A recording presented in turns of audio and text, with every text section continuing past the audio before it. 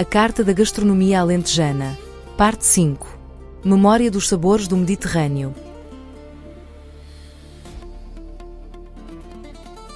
Ao longo da história, e mais ainda quando penetramos em épocas medievais ou mesmo pré-medievais, os poucos textos escritos, e com mais razão aqueles que são dedicados a tratados de gastronomia e culinária, são invariavelmente o reflexo de grupos sociais aristocráticos ou dominantes que relatam a vida senhorial com os seus refinados banquetes, ou então a vida abastada dos conventos.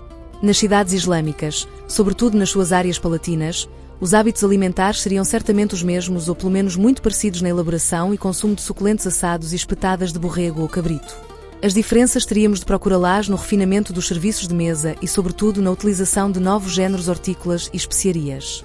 No processo de islamização, com a abertura de novos mercados para além dos portos mediterrânicos, sobretudo na Pérsia e na Índia, são introduzidos e generalizam-se o açúcar e o arroz. Entram nos hábitos alimentares mediterrânicos outros legumes como a alface, a berinjela, a abóbora e o termoço. São conhecidas novas frutas como o pêssego, o damasco, a laranja amarga e o limão. Foram também introduzidas nessa altura muitas especiarias até então mal conhecidas como o cravinho, a canela, a pimenta, os cominhos e o açafrão. Ora, a informação histórica recolhida pela arqueologia descobre e sistematiza também a vida daqueles que não sabiam escrever, daqueles que nunca tinham tido história. O simples artefacto de cozinha, a humilde panela, enegrecida pelo fogo, é para nós, arqueólogos, preciosa para compreender os hábitos alimentares, a topografia cultural da cozinha que, afinal, é o espaço mais nobre da casa camponesa. As técnicas e saberes alimentares sempre marcaram uma forte continuidade civilizacional. Passam os exércitos e os almocreves e a mulher camponesa insiste teimosamente em repetir os gestos que viu fazer aos seus antepassados. Em época islâmica, quando de certa forma são firmadas as velhas autonomias regionais mediterrânicas e portanto reforçadas as tradicionais comunidades camponesas, a alimentação era dominada por uma enorme variedade hortícola, assente na fava, grão de bico, termoço, ervilha, xíxaro, a que se foram acrescentando outras espécies introduzidas a partir do século X, como o arroz, o trigo duro, o espinafre, a berinjela e a alcachofra. Antes da adoção da carne de porco, imposta mais tarde pela Inquisição, era o carneiro que predominava na culinária alentejana.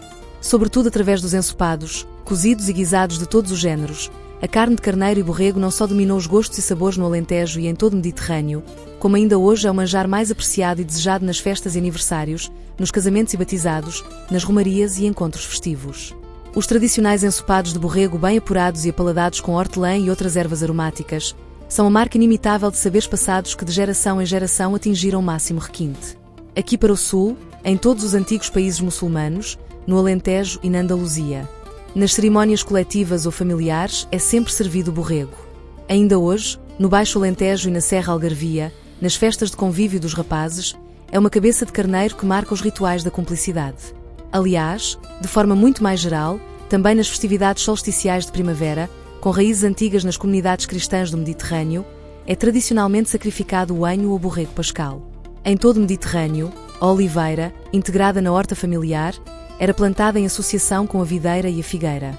Neste contexto, assim como a azeitona não era só para fazer azeite, tampouco as uvas serviam apenas para fazer vinho. Não podemos esquecer que o figo seco, a uva passa e a azeitona curtida foram, juntamente com o pão, a base alimentar das gentes do sul. Um pedaço de pão, um punhado de azeitonas e uma mão cheia de figos permitiam um ceifeiro aguentar um violento dia de trabalho de sol a sol. Esta carga proteica e vitamínica era também reforçada com a uva passa muito utilizada na composição e tempero de guisados, dando-lhes aquele toque agridoce, tão característico das tradições mediterrânicas. É sintomático que a palavra cepipo usada no português atual no sentido de pitel, iguaria e aperitivo, tem a sua origem na palavra árabe zabib que designa precisamente a uva passa. Antigamente, e sobretudo entre as classes dominantes, os hábitos alimentares centravam-se quase exclusivamente no consumo de muita carne, nos assados e espetadas com desperdício de molhos e gorduras que ardiam nas brasas. Porque para a generalidade da população, como a carne é inacessível, o elemento ao qual sempre se recorre quando tudo falta, a base fundamental e indispensável à cozinha mediterrânica é sem dúvida o trigo, em farinha para papas, cozido em pão, preparado em massas ou combinado com centeio ou cevada. Se a tradicional almôndega com pouca carne não tiver uma sabia e necessária adição de pão embebido em molho e ervas aromáticas, torna-se seca e dura, perdendo a sua qualidade gastronómica. Esta é a arte de fazer melhor com menos. A arte de substituir a quantidade pela qualidade. A arte e o milagre de suprir a pouca carne por umas folhas de coentros, uma ervinha aromática e um fio de azeite. Porque é o azeite, mais verde, maduro ou aromatizado, que vai substituir as gorduras animais dominantes nos climas mais frios do norte. Hoje, felizmente, começamos a aprender a recuperar estes sabores, a escolher o tempero em função da comida, a usar com mais sensibilidade o azeite cru nas sopas e nas migas, a utilizá-lo nos fritos em vez dos óleos poliinsaturados.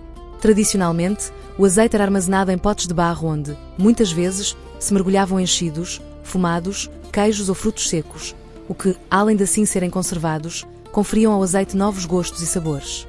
Finalmente, há a referir que a informação arqueológica nos ajuda a compreender como em épocas antigas eram cozinhados os alimentos.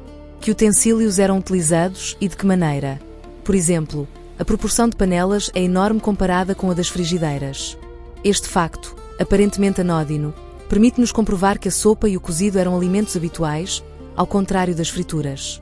A panela era de facto a rainha da cozinha, bem aconchegada no borralho e a cozer lentamente um punhado de couves e nabos, um naco de abóbora, uma mão cheia de favas e um fio de azeite. Eis a sopa, o alimento mais importante, a chave de muitos séculos de sobrevivência e muitos saberes. Depois temos uma série de outras comidas tradicionais que passam por uma grande variedade de papas. Eram papas de trigo ou de milho painço. Eram farinhas de fava, de grão e mesmo de lentilhas. Papas de farinha de alfarroba, de bolota e de xíxaro. Tudo isto entrava numa dieta variadíssima onde os condimentos e ervas aromáticas tinham um papel fundamental e onde também entravam por vezes outras farinhas feitas de frutos secos como a pera, maçã e pêssego. Porém, a farinha a sério era a farinha de trigo para fazer o pão. E para com ele fazer gaspacho, migas e ensopados. Para fazer a sorda é preciso pão. E pão havia de muita espécie, com mais ou menos centeio ou mesmo cevada. Conforme o pão e os condimentos, assim também as açordas. A sorda provém da palavra arabatea turda, de onde também deriva a tarida utilizada nos países islâmicos do Mediterrâneo. Com pequenas variações, era e continua a ser, nesta região, um alimento primordial. Água limpa, pão migado, salsa e coentros, 2 dentes de alho e um fio de azeite. O mais simples dos milagres. Um milagre tantas vezes repetido que se corporizou num património identificador de uma cultura, de uma velha cultura que em Portugal apenas sobrevive no Alentejo e na Serra Algarvia. Ao contrário dos campos abertos, varridos pelos ventos e pelos homens, as serras escondem as suas tradições, sabem conservar melhor os seus saberes, sabem guardar e proteger com cuidado as suas memórias. Junte-se à EGA Escola de Gastronomia Avançada. EGA, além das ações de formação em gastronomia, pastelaria e panificação, desenvolve atividades em várias vertentes de complemento e apoio na restauração. Para isso, em janeiro de 2026, com seu site internet e a sua loja online, vos disponibiliza uma consultoria completa que vai do receituário à gestão da cozinha e do restaurante em sistema integrado e personalizado, além de planilhas e database em SQL. EGA desenvolve sua apps em linguagem COBOL, Python e Windev.